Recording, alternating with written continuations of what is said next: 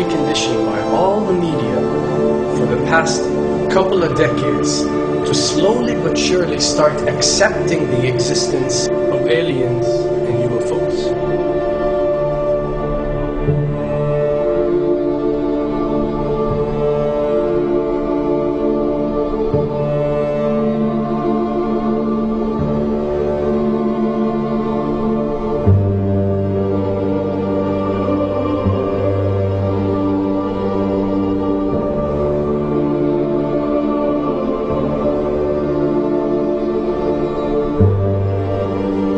I can tell you right now that 99% of every UFO sighting that has ever taken place has actually not been an unidentified flying object, because this has always been military technologies.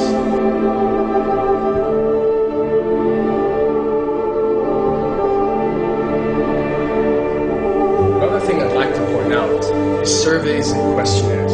You know, we get surveys and questionnaires all the time, sent out by the state or by the government or by our rulers and our officials and so on and so forth.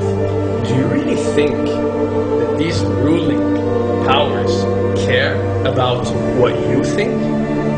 Do you really think that they're waiting to ask you and receive your answer before making a decision?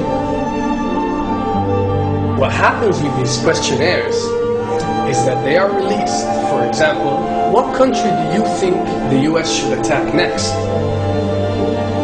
And if it yields back results like 70% of the US population believe Iran is the next country that should be attacked, this is actually a study conducted for the effectiveness of the media propaganda that they are using. So when they get such results, they look at it and they be like, all right, amazing. Our media propaganda is working. We are purposely trying to manipulate people to think that Iran should be the next one. And check out the survey results. We're doing a great job in propaganda. That's what it's all about. And if the results come back and they aren't up to par, so let's say 20% want war with Iran and 80% want actual peace, they say, okay, so now we have to go and rework our media propaganda and make it more effective so these percentages change. Why am I saying this? Because of the UFO phenomena. Since the 60s, the amount of people who believe in extraterrestrials have skyrocketed, and they're only increasing day by day in our modern world. This only confirms the success and the plans that are taking place to first manipulate you to believe in UFOs, and second, to conduct a UFO attack that is going to force the whole world to unite to fight off this enemy and accept the New World Order.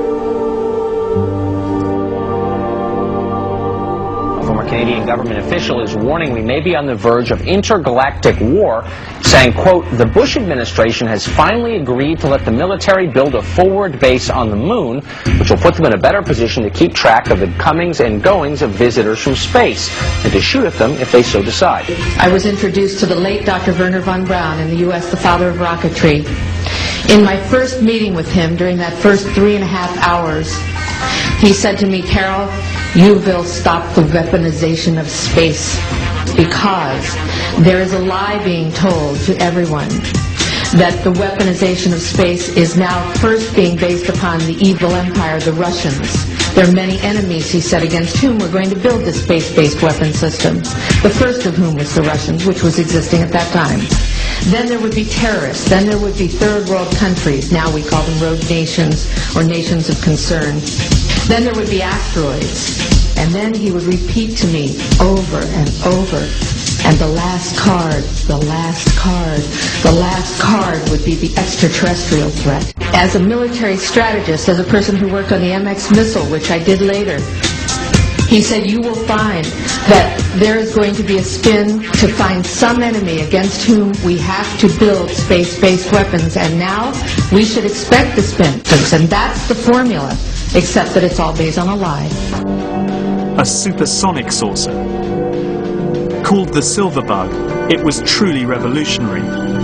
The plans show in detail a multi-jet engine craft that boasted amazing maneuverability and speed. It's an intriguing thought that this concept may tie in with the work of the German scientists who brought saucer technology to the US at the close of the Second World War. What was needed were certain cover stories. What do you do when people are spotting aircraft and then telling reporters that they've seen something very unusual flying out of an airbase in Nevada?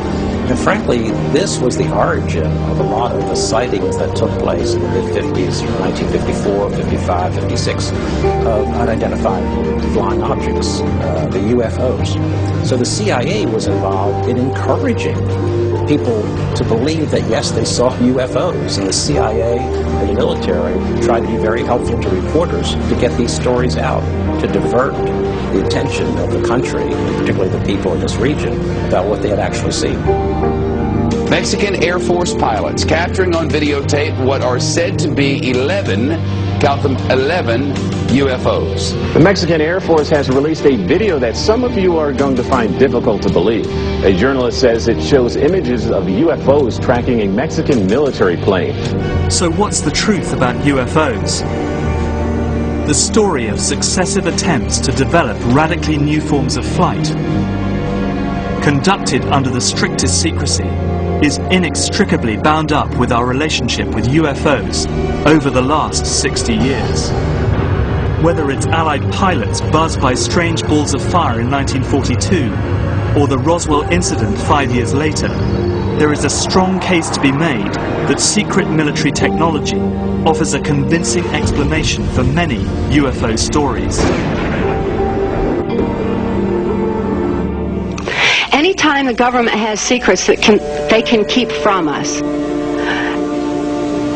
they can manipulate us by those secrets. In essence, they still remain 25 years at least ahead of us in technology, information, and knowledge, and secrets, and they are using them against us.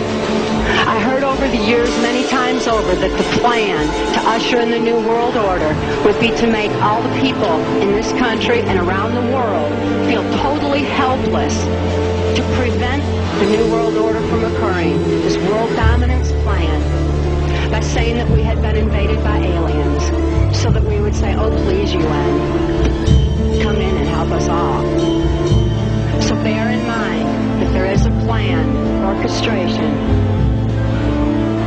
to get people to be submissive through a secret technology and information that they're keeping from you under the blanket of a so-called National Security Act.